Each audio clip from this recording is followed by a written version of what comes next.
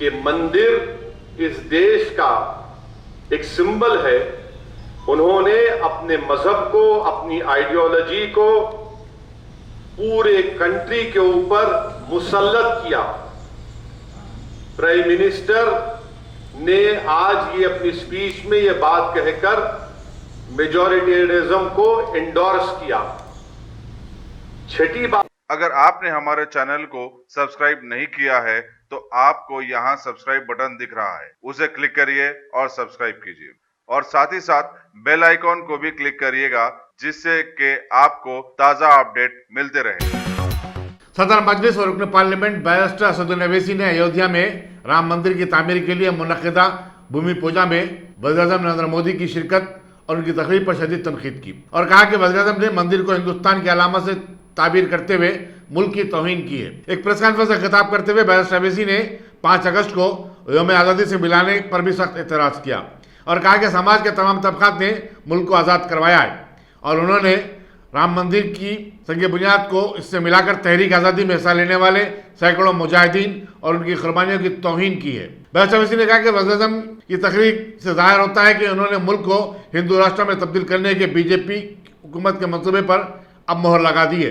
उन्होंने कहा कि आज की जो तकरीब हुई है वो कब्रिस्तान पर हुई, इससे हमारे असलाफ की तौहीन होती है। सदर मजलिस ने भूमि पूजा तकरीब में RSS के सरबराह मोहन भागवत की शिरकत पर भी सख्त एतराज़ किया और उनकी तकरीर को मुतनाज़िया बताया। आपका बेहद शुक्रिया कि आप लोग अपना कीमती वक्त निकाल कर आज इस प्रेस कॉन्फ्रेंस में शिरकत करने के लिए आए। मैं आज जो वज़ीर-ए-आज़म, प्राइम मिनिस्टर, प्रधानमंत्री ने अयोध्या में आज जो भूमि पूजन में शिरकत की, उसके बारे में अपनी पार्टी की जानिब से इस पर तबसरा करना चाहता हूँ। आपसे मेरी गुजारिश है, आपसे एक सवाल है कि पहले अंग्रेजी में बोलूं या उर्दू में बोलूं। देखिए, मैं शुरू से इस बात को कह रहा था कि वज़ीर-ए-आज़म को, प्रधानमंत्री को आज के इस भूमि पूजन के फंक्शन में शिरकत नहीं करना चाहिए था, नहीं अटेंड करना चाहिए था। और मैं हमेशा से कहता हूं, आज भी कह रहा हूं, इसलिए कि प्रधानमंत्री, वज़ीर-ए-आज़म किसी एक मखसूस या ख़ास मज़हब के वो प्रधानमंत्री नहीं है। जो नरेंद्र मोदी की सरकार है उसका कोई मज़हब नहीं है। भारत, इंडिया का कोई मज़हब नहीं है। आज प्रधानमंत्री ने, नरेंद्र मोदी ने बहैसियते प्रधानमंत्री आज के भूमि पूजन में शिरकत करके उन्होंने जो ओथ लिया था, उन्होंने उसका वायलेशन किया है। उन्होंने संविधान का जो बेसिक स्ट्रक्चर है, सेकुलरिज्म, उसको वायलेट किया है। और तीसरी बात यह है कि प्रधानमंत्री का आज के उस फंक्शन में जाना, आज का दिन हिंदुत्व की कामयाबी का दिन है और सेकुलरिज्म की शिकस्त का दिन है। आज का दिन जो प्रधानमंत्री बहैसियते प्राइम मिनिस्टर वहां पर गए, उनके जाने की वजह से आज का दिन हिंदुत्व की कामयाबी का दिन है, सेकुलरिज्म की शिकस्त का दिन है। बहैसियते प्रधानमंत्री नरेंद्र मोदी आज भूमि पूजन में जाकर जो उन्होंने वहां पर वो जो चांदी का पत्थर रखा, उन्होंने एक हिंदू राष्ट्र की बुनियाद आज वहां पर डाली है। तो आज का दिन सेकुलरिज्म की शिकस्त का दिन है। आज का दिन जमहूरियत की शिकस्त का दिन है और आज का दिन याद रखा जाएगा हिंदुत्व की कामयाबी के लिए। आज का दिन याद रखा जाएगा मेजॉरिटेरियनिज्म की कामयाबी के नाम से आज का दिन याद रखा जाएगा। और दूसरी बात यह है कि प्राइम मिनिस्टर ने अपने भाषण में ये कहा, अपनी तकरीर में, अपनी स्पीच में कहा कि देश बड़ा इमोशनल है। यकीनन प्रधानमंत्री नरेंद्र मोदी, असदुद्दीन ओवैसी भी बड़ा इमोशनल है। मैं इसलिए इमोशनल हूं क्योंकि मैं को एग्जिस्टेंस को मानता हूं। मैं इसलिए इमोशनल हूं क्योंकि मैं इक्वालिटी ऑफ सिटीजनशिप को मानता हूं। मैं इसलिए इमोशनल हूं कि 450 साल जिस जगह पर मस्जिद थी, जहां पर मुसलमानों ने नमाजें पढ़ी 22 दिसंबर 1949 तक, मैं इसलिए भी इमोशनल हूं कि आप ही की पार्टी के लोगों ने सुप्रीम कोर्ट को झूठ बोलकर, बीजेपी और संघ परिवार के लोगों ने 6 दिसंबर 1992 को बाबरी मस्जिद को शहीद किया। मैं इसलिए भी इमोशनल हूं प्रधानमंत्री जी क्योंकि जिस जगह पर आपने भूमि पूजन में हिस्सा लेकर हिंदू राष्ट्र की बुनियाद का आगाज किया, उसके अतराफ, तीनों अतराफ मुसलमानों का कब्रिस्तान था, जहां पर मुसलमान बुजुर्गों की खबरें भी थी। इसलिए भी हम इमोशनल हैं। चौथी बात यह है कि प्रधानमंत्री ने अपने भाषण में यह कहा कि जो मेरे को पीआईबी से उसकी स्पीच पूरी मिली कि ये आज का भूमि पूजन एक सिंबल ऑफ इंडिया है। प्रधानमंत्री जी, आपको आपका मजहब मुबारक, आपको गुलवालकर की आइडियोलॉजी मुबारक, मगर आप देश के प्रधानमंत्री हैं। आपको ये बात समझने की जरूरत है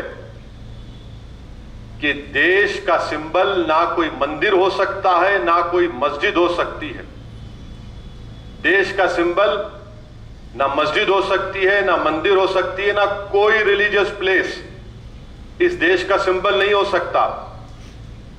वो सिंबल हो सकता है किसी एक मजहब के लिए, किसी एक कल्चर के लिए, मगर ने यह कहकर कि मंदिर इस देश का एक सिंबल है, उन्होंने अपने मजहब को, अपनी आइडियोलॉजी को पूरे कंट्री के ऊपर मुसल्लत किया।